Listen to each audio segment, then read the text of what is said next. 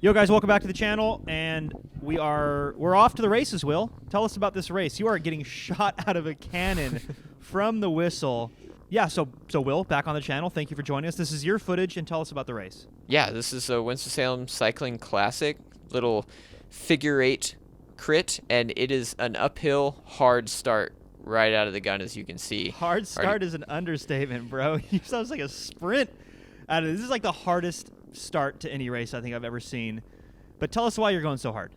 Yeah, it's stretched out behind. The year before, I went from the gun, brought Ty Magner and Alfredo from some big teams, big hitters with me, and we got away from the field and ended up getting the podium out of that, just like a 3-person break. So I know this is an effective strategy from the year before. And this is where you're from too. This is your hometown race. Yep. All my friends are lining the course, cheering me on. So monster effort right from the gun. You can see that was Tyler Williams from Legion. Now your teammate, right? Yeah. Miami Nights. On Miami Nights. He's going to take a pole, and he's just going to keep the pressure on. But looking back, I mean, you don't have a gap, but you're also like not all together. It's just like completely shattered up the front. Yeah, and we're going to hit that hill in no time as well. So us up here having just a split second to recover before we jump back into that thing is going to help a lot when we hit that hill full gas again. Dude, it's crazy this level of racing that you can go that hard at the start. Like you were up at like 1300 watts at the start, and that still isn't quite good enough to like break the elastic. This is a pro race. Will is on Project Echelon, and that's a pro team, and this is really high level crit racing. And yeah, you weren't kidding, man. This is 900 watts sustained up this little climb. That's one lap done. And Hayden's looking like he's in so much pain in your rear camera right now because he's barely made it across. And it looks like there's something starting to happen right here. Yeah, elastic looks like it's breaking. We'll see if we can keep that pressure on for this little downhill section. But as soon as the pressure's let off, that field comes back together. Right. And spoiler, the pressure does stay on because you guys ended up doing, God, what were the numbers? I have it written down. It's 465 watts normalized for the first 5 minutes of this race. That's a tough way to start a 90-minute crit. Yeah. That's a hard start, and you better hope you can recover before the end of that race or before the middle of that race. So let's fast forward a little bit and see how it works out. Okay, so we're just a few minutes into this race. Like we said, 465 watts for 5 minutes of this race, and it's still, you're just not able to snap that elastic. Like there's still not a group off the front. So what do you do, Will? Keep trying, man. This is our strategy. Like, we've got to make a breakaway happen. Got to whittle this field down and make it as hard as possible to get that win. Well, you've made such a big initial investment in energy. I mean, I've been in this position where like every fiber of your being is like, okay, like we have to rest. There we have an hour and 27 minutes left in this race, but you can't give up on that investment. Like, you're towards the front. It's a technical course, and you're doing exactly the right thing, which is continuing to smash because you don't want that initial investment of energy to go to waste. Like, if you just shuffle back and you rest, like, great, but somebody else is going to come over the top, and you got to make sure you stay on the gas. And you must have been like seeing cross-set at this point. Yeah, absolutely. I'm hurting, and it does not help that Tyler comes by me like I'm standing still at the top of that hill. So impressive that he was able, and he was just by himself too, no teammates. So he's thinking the same thing as you, though, right? Like, we have to continue on the pressure because the field's tired. You can tell that the field's tired because people aren't holding a draft. I mean, look behind. You can see just kind of gaps opening up here and there. This is what the beginnings of a breakaway usually looks like, but you just have to continue. Even if it's unsustainable, establish that gap, find a group of like-minded individuals, continue rotating, and it's starting to slow down a bit here, and you're back on the gas. Yep. Got to get back on it. Stay towards the front because once you get shuffled back, that's probably when the brake's going to go. And you're totally right, Will, because it's not but a few kilometers later, and although we don't quite have the front camera, there is a group of riders that you're surrounded by that is going to make it into the breakaway. Who are these guys? Yeah, so you got Vogel on the right there, Simon Daniels, you've got Michael Hernandez, and then William Seitz. They all make it into the breakaway, and they're sitting just behind me at this point in the race. We're gonna talk more about those specific riders. And what you have to know right now is Vogel is your teammate, and then these other guys are really strong sprinters. And actually, you can see, because moments later, you turn the front camera on, you can see the gap forming right there. That is the moment, you guys. So, Will, you called it. You're like, hey, if it's not me, it's going to be somebody else. In this case, it's a good thing it's your teammate.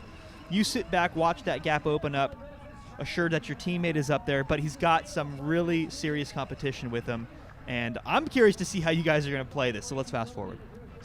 So there's a break up the road. It's got all the major teams, but it's still kind of touch and go for a while. Tell us what's going on, Will. Yeah, so Clayton from Velocious Sport, they've got the red pants.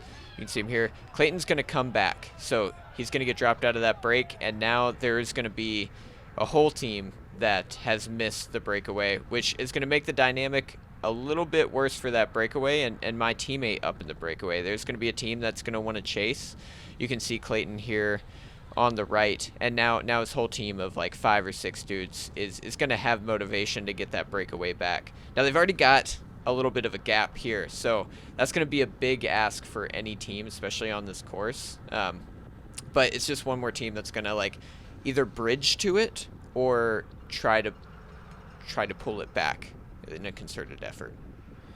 Yeah, that's always so tricky. I mean, if you're on a team, you've made the breakaway. The most important thing is don't get dropped from the breakaway, but sometimes it's out of your control, right? Like you're up against the likes of Tyler Williams, all those other names that you mentioned. We'll talk more about them a little later. And sometimes it's just out of your control, especially on a hard course. But this is why it's so dangerous. If you've made the breakaway as a team, and then you get dropped, it's like all of a sudden all your plans are out the window because now the entire team has to get to the front. And what's your role in this position, Will, as somebody who does have a teammate up the road? Yeah, so blocking, in whatever effect you can have with blocking with just one person, but you've got to weld things back together. Just take the air out of anything that tries to get across to that move. So these two guys up in the front, once we get to that hill, you want to just like kind of slowly pull the group back up to them. And I think you're going to see in my rear cam here, Eli, he's actually going to try and bridge across, so not bring anybody else with him. But I've got to do like a little less of an effort and then try and bring that group up with me. So I want the whole field to come with us up to this move and then just take the wind out of it. So you get a little speed, but then you lose momentum as soon as you catch them. Right. And man, like alarm bells for this guy in the red shorts because yeah, he's a member of the team that just got dropped from the break, and now they're just like trying to piece this race back together to get it back into their favor. And it's your job to make sure that doesn't happen. Because yeah. You're racing for your teammate up the road, Vogel, my former teammate, by the way. Welcome back. Is that you saying welcome back, Will? Just gotta let them know they're welcome. So they've made the lap. That means the field's back together. And for those of you who don't know, in U.S. crit racing, because I get a lot of comments about like what does this mean? Do you guys get pulled from the race? No, the race continues. I mean, it's up to the officials to make this call, but if it's a small group like this, you have a group of 7 riders in the lead group, the breakaway group, that are racing for first. Everyone else is racing for 8th. Yep. Or you have to lap up, get on the same lap as them, and then you can race for first again. And that's called foreshadowing. Yeah, right. So my aim right now is just to get back with my teammate Vogel and figure out a plan that we can get the best result possible from this, because Tyler Williams and Hernandez and Simon Daniels up there are super fast guys. Fast guys, like sprinter guys. Yeah. Vogel has superhuman strength, but not at like a maximum speed, burn your entire book of matches in 200 meters type of power. In fact, it's efforts like this that really hurt Vogel, right? Yep. And I'm thinking that right now in the race. So I know I'm going to have to get up there and either mellow the pace down or just make it so that Vogel's going to be off the front doing a steady effort instead of responding to these little micro attacks, because this is kind of bad for his skill set. Yeah. So like, I remember when I was new to the sport, it's like, well, if you're strong, you're strong. It doesn't matter if it's like a hard acceleration up a hill or if it's, a long, steady effort down a hill. But that's not the case. If you're listening to this and you're wondering like what that distinction is, Vogel is like, the analogy I've heard is, he's like this big diesel motor, right? You get him up to speed and like he can just motor at a consistent pace for long periods of time, stronger and faster than most other guys. Yeah. But then you have these sprinty boys like myself and like these guys who are in the breakaway with him, who are much better at these short, sharp efforts, especially up a hill, and you're trying to not let them do that to your teammate, right? You're trying to, what you're doing right now is getting to the front and playing into the strengths of your teammate. So you're trying to give him a chance to kind of get back up to speed, get that diesel motor back up to speed, back on terms with these other guys, so he can play into his strengths. Am I getting that right? Yeah, just keep the pace as steady as possible. Really prevent any of these huge surges out of corners where we might get gapped or on the backhand, and keeping the pace at a manageable but as low speed as possible, just to keep everybody rested until we need to make that move across.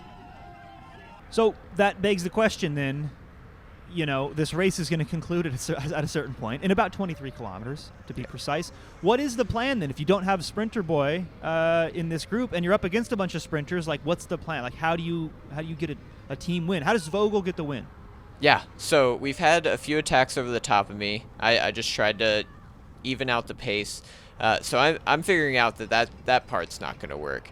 And I'm going to have to get across, too. So I want to get back on the lead lap and give Vogel the numbers that we both need to make this an advantage on us. We're not going to bring it to a sprint and win against Simon Daniels, most likely. But if we have two guys and we just keep attacking them, we can make it happen. So I'm going to hit it hard here, and you can see no one on my wheel, which is exactly what I wanted to happen. It's going to be a hard solo move if it works, and I'm going to have to bank on that entire peloton doing the same thing they did with the first break of attacking each other and then sitting up, and I'm just going to have to keep as steady of a pace as possible. So you don't hear this too often. My teammate laps, so my strategy is to lap to support my teammate. But honestly, I mean, it's such a low it's a very low percentage shot. Like, you have to recognize that it's a really low percentage shot. But at the same time, like, beating the likes of Tyler and Michael Hernandez and Greg Daniels in a sprint. Is it Greg Daniels? Did I get his name right? Simon Daniels. Greg Daniels is an actor, isn't he? That's even less likely. So I get it. I see where you're coming from, but holy smokes. What were you thinking at this point? Were you thinking, like, this is your hometown course? Yeah, I do get the hometown boost, and I looked back, and there was one guy trying to chase me just in no man's land, but I know how to race this course smooth and where to get momentum, where to get that speed. Just going to have to bank on that group not hitting it as hard as I do for the next ever so many laps, Here we are, 15 minutes later, me being solo, get caught by this little chase group of 7. You're still, it's a chase group, so this isn't the field, and you're still, like, way ahead of the pack, right? Yeah, we still have like a minute advantage on the pack. We're just sitting a half a lap ahead, half a lap behind the pack right now. So it this could might be a work good out thing for you, right? Because now you got some help. Yeah. Is that what you were thinking? I've got some dudes that'll keep the pace high. Theoretically, I mean, there's 3 Kelly Benefits guys in here. They could lap the field with me, and now they have more numbers in the break than any other team. Right. Okay, so this gets a little confusing. So just to recap as succinctly as I possibly can, your teammate with 6 others are back in the main group, but they have already lapped. Yeah. And now you and this group of other riders who missed out on that initial move are between. So there's a lot going on, but your teammate is still racing for first, and you're still trying to look for ways to support him, which in this case is getting all the way across, making the full lap to get back up to your teammate to be on terms. And these guys are motivated just like you. Yeah, they are. I mean, we're going for good placing still. There's a deep payout in this field, so getting 7th through 10th is money for these guys still. But getting a podium is way better. And for that reason, I'm going to try and take the wind out of this breakaway. I want to get back to Vogel and work with him to get the best position he can. So I'm going to not work with this group at all. Hope we get back to the field. Right. It's an interesting position because, like, you guys don't quite make the full lap, but you're also, like, you can't, I don't know, it's a weird thing. You can't, like, squeeze brakes and drop back. I mean, I guess you could, but that's such a weird strategy. So you end up just being here in the middle, like halfway between, and you come into the finish this way, right? Yeah, it was a little chaotic finish. People are, like, attacking the last few laps. I wasn't able to get into the best position into that final corner. Ended up finishing second out of this group, which after all that work and all those attacks, I was okay with. But it was a hard finish, and Vogel ended up getting fourth place. He tacked into the last few corners, and 3 guys came around him. Really hard up against some of the nation's best sprinters. But hey, a couple of top 10s. You were 9th, he was 4th. You guys walk home with a decent amount of cash. Yeah. You didn't best your result from last year, which was 3rd, but something still to be proud of. Yeah, absolutely. And it was a fun race. Awesome, man. Well, hey, Will, always great having you on. I appreciate you sharing your footage. And guys, drop a like, give it a subscribe. We got plenty more races to come. Talk to you next time.